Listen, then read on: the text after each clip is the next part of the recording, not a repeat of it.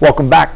In this video we're going to start exploring how the derivative can describe a graph, and we're going to spend a lot of time on this over the next few weeks. In this first video we're going to take a look at the extrema of functions, so we're going to take a look at maximum values and minimum values of functions, and we're also going to be taking a look at critical values and find out how do we find our critical values. And really this part right here is probably the most important part of this video.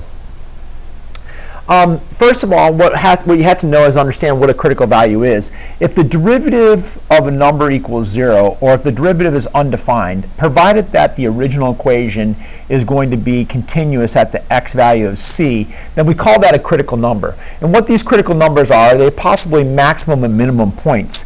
So like in my first example here, what I have is this absolute value of x squared minus x, and in this particular point at x equals 1 and x equals 0, I have these are absolute minimum points. The original derivative would be undefined at those points. At x equals 0.5, this is what we call a local or relative maximum value, and the derivative would be 0 right there. This is a relative max because these values are higher on the outsides. These are absolute mins because those are the lowest points on the graph. Over here on this picture, the horizontal line here, this is going to be a relative maximum point because these ones are going to continue to go up beyond it. The derivative would be 0 there, but that's a turning point. It's describing the graph. This one would be a relative min, but again, the derivative would be 0 because it's describing the graph.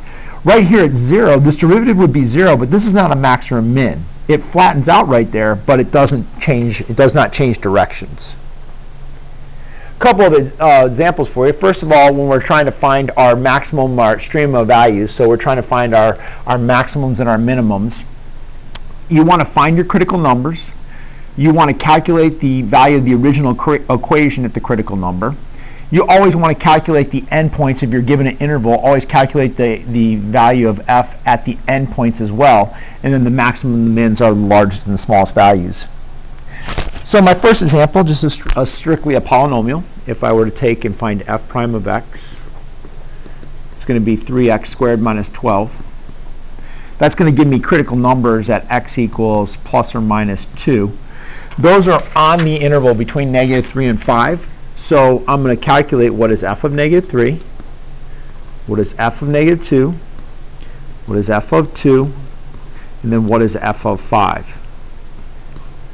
I did that, and I found that f of -3 is 9, f of -2 is 16, f of 2 is -16, and f of 5 is 65.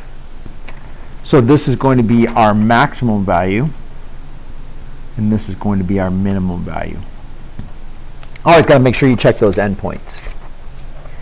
And my next one, what we take a look at is this is x minus 1 to the 2/3 plus 2. If I find the derivative to find my critical numbers, I'm going to get 2/3 times x minus 1 to the -1/3, or 2 over 3 times x minus 1 to the 1/3. Now this can never equal 0, but it is undefined at x equals 1. So I have a critical value or a critical number at x equals 1 that falls on the interval between 0 and 9. So I've got to calculate what is f of 0, what is f of 1, and what is f of 9. In doing so, I found that f of 0 is 3, f of 1 is 2, and f of 9 is going to be 6. Obviously this is our min. This is my max.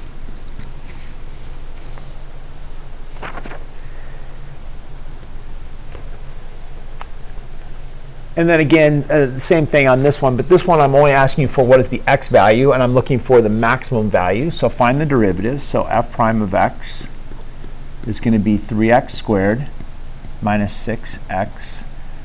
Factor out of 3x times x minus 2 equals 0. So I have critical numbers at x equals 0 and x equals 2. So then I've got to calculate what is f of my lower value, which is -2, f of 0, f of 2, and f of 4. when I calculated those, I got this one to be -8, this one to be 12, this one to be 8, and this to be 28. So where's the maximum value? The absolute maximum value that occurs at x equals 4. Make sure you answer the question. And then finally, sometimes we have a calculator. In these problems, often what happens is they'll give you things like this, where they give you a derivative as a sine of x squared, and then they ask you at what x values does it have a critical number on the interval between 0 and pi. In this one, in this type of situation, what I would do is go ahead and graph it. So if I graphed it, this is the graph. So what I did was I put in sine of x squared, and then on my window, I just graphed it between 0 and pi. I went ahead and graphed it, and I'm going to have my critical numbers where this crosses the x-axis or touches the x-axis. It touches at 0, and then it touches here, here, and here. And I would just calculate those values by just going ahead and using our calculate key on our calculator. And when I did that, I found this had at 0 critical numbers at x equals 0, at x equals 1.772, at x equals 2.507, and then at x equals 3.07. It's 3.06998, so it's 3.07. So there you go. You have some calculator stuff. Sometimes you have to use that trig and do unit circle, and it gets a little bit harder because you got to remember those unit circle values. Clarify any questions you might have in class. Good luck.